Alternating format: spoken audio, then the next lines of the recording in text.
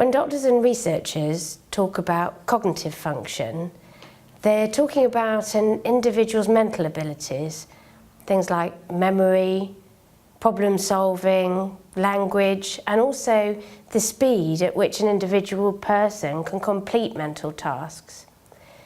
Cognitive function can be assessed in research studies using a standard set of questions or tasks which can be completed in the clinic or over the phone. The answers to these standard sets of questions are used to produce a cognitive function score. Ascend has been awarded a grant from Alzheimer's Research UK to try and find out whether taking aspirin or omega-3 fatty acids, the fish oils, have an effect on cognitive function score in people with diabetes. This is important because if taking these treatments for about 7 years has even a small effect on cognitive function score, this gives us a clue as to whether taking these treatments for a longer period might help to prevent dementia. If you've completed your final 6-month Ascend follow-up questionnaire, you will be sent an information leaflet explaining all about the cognitive function assessment. The cognitive function assessment is completely voluntary, and if you decide you don't want to be contacted about this, could you let the Ascend coordinating team know? If you completed your Ascend final follow-up questionnaire on paper, you will receive a telephone call from a member of the Ascend study staff.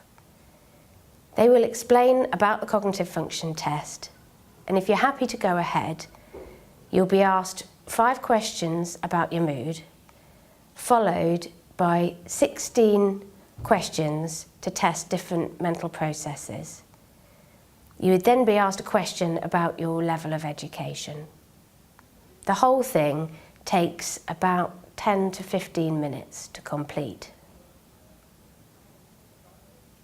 If you completed your Ascend final follow-up form online, you will receive an email containing a link to a secure online cognitive function test.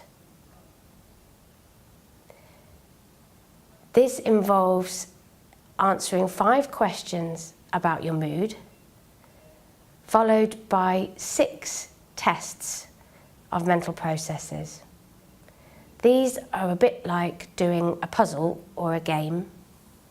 You would then be asked a question about your level of education.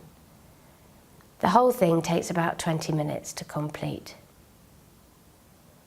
It's important that you're aware that if you do complete a cognitive function test for Ascend, you will not be given your own score at the end of the test. If you have any concerns about your own cognitive function, you should consult your GP. Whether you choose to take part in this voluntary cognitive function assessment or not, I would like to say a big thank you for your support for Ascend. I know that many of you have been in the study for a long time and have already made a very valuable contribution to this research.